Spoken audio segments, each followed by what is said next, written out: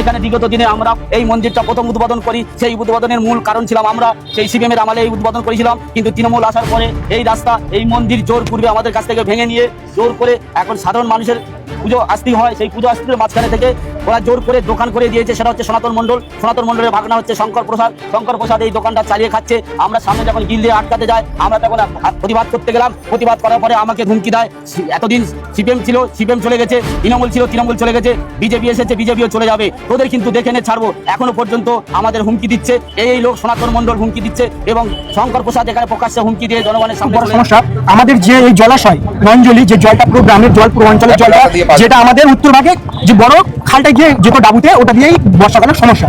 সেই জায়গাগুলো ওনারা কি করছে, ক্ষমতা যখন ছিল তখন সেই জায়গাগুলো বিক্রি করে সব খেয়েছে। এখন এই বর্ষাকালে মানে পুরো গ্রামটা যখন বর্ষাকাল হয় জল কোথা দিয়ে পাস হয় না, যার জন্য আমাদের সব প্রতিটি গ্রামটাই সমস্যা, সব বুড়ে যায়, জল করে জলে বুড়ে যায়। এবার যে জায়গা যারা বসে আছে তাদের ওনাদেরকে যে বলা হচ্ছে আমাদের জলগুলো পাস করার জন্য, তখন ওরা আমাদেরকে হুমকি দিচ্ছে, এগুলো আমরা খেয়েছি, আমরা এই করেছি, হ্যান করেছি। ঠিক আছে, এই জন্য আমাদের পুরো গ্রামের সমস্যা। আচ্ছা, এই মুহূর্তে এখনো পর্যন্ত হুমকি দিচ্ছে? এখনো পর্যন্ত হুমকি দিচ্ছে, এখনো পর্যন্ত গেলে বলি দেখুন এরকম সমস্যা হচ্ছে জলের জন্য, জলগুলো পাস করবো, কিছু দেখুন না আপনারা, কোনো ব্যবস্থা করুন, পাইপ টাইপ লাগিয়ে। এরকম যদি বলি তারা বলছে এখন হবে না, জায়গা এখন আমাদের জায়গা, আমরা দেবো না, এই করবো না, কিছু বিভিন্ন রকম অজুহাত। ঠিক আছে, এই যে সমস্যাটা, আর এই অনুরোধ করে আমি হাত জোড়া করে বলছি সোশ্যাল মিডিয়াতে, আমি এই যে সমস্যাটা দয়া করে যদি মানে জলপথের রাস্তাটা আমাদের যদি সমস্যাটাকে দূর করে, খুব কৃতজ্ঞতা হবো। পুরো গ্রামের মানুষ এই সমস্যাটা মানে সমাধান চায়। মন্দির ভাঙচুর করে দোকান নির্মাণের অভিযোগ, তৃণমূল নেতা সনাতন মণ্ডল ও শঙ্কর প্রসাদের বিরুদ্ধে বিস্ফোরক দাবি। নমস্কার, 7/8 নিউজের পর্দায় আপনাদের স্বাগত। আমি পল্লবী। আজকের বড় খবর, বারুইপুর পূর্ব বিধানসভার হারদাহ অঞ্চলের ট্যাংরাবেড়িয়া 83 নম্বর বুথে তৃণমূলের স্থানীয় নেতৃত্বের বিরুদ্ধে একের পর এক গুরুতর অভিযোগ সামনে এসেছে।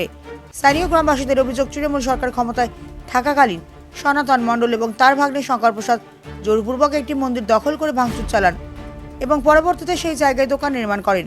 শুধু তাই নয়, গ্রামবাসীদের আরও অভিযোগ, এলাকার বহু সাধারণ মানুষের জমি দখল করে অন্যদের কাছে লক্ষ লক্ষ টাকার বিনিময়ে বিক্রি করা হয়েছে।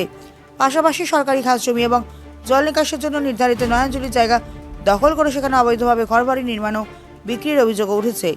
স্থানীয়দের দাবি, এর ফলে বর্ষাকালে জল বের হওয়ার পথ বন্ধ হয়ে গোটা এলাকা জলমগ্ন হয়ে পড়ে। বছরের পর বছর সাধারণ মানুষ চরম দুর্ভোগের মধ্যে দিন কাটাচ্ছেন। একাধিকবার অভিযোগ জানিয়েও কোনো স্থায়ী সমাধান মেলেনি বলে তাদের দাবি। এখানেই শেষ নয়, গ্রামবাসীদের অভিযোগ, প্রতিবাদ করলেই তাদের বিভিন্নভাবে হুমকি দেওয়া হতো। এমনকি রাতের অন্ধকারে বাড়িতে গিয়ে ভয়ভীতি প্রদর্শন, মহিলাদের সঙ্গে অশালীন আচরণ, শ্লীলতাহানির চেষ্টার অভিযোগ সামনে এসেছে। পাশাপাশি বোমা ও আগ্নেয়াস্ত্র দেখিয়ে আতঙ্ক সৃষ্টি এবং প্রাণনাশের হুমকি দেওয়ার অভিযোগ তুলেছেন স্থানীয় বাসিন্দারা। এমনকি অতীতে ধর্মীয় অনুষ্ঠানে পুজোয় বাধা দেওয়া এবং মন্দিরে ভাঙচুর চালানোর অভিযোগ করেছেন গ্রামবাসীরা। এবার এলাকাবাসীর দাবি, অবিলম্বে মন্দিরটি পূর্বের অবস্থায় ফিরিয়ে দিতে হবে, সরকারি জমি দখলমুক্ত করতে হবে, অবৈধ নির্মাণ ভেঙে জল নিকাশের স্থায়ী ব্যবস্থা করতে হবে এবং এই সমস্ত অভিযোগের নিরপেক্ষ তদন্ত করতে হবে, যাতে এই ঘটনাগুলির নিরপেক্ষ তদন্ত করে দোষীদের বিরুদ্ধে আইন অনুযায়ী কঠোর ব্যবস্থা নেওয়া হয়।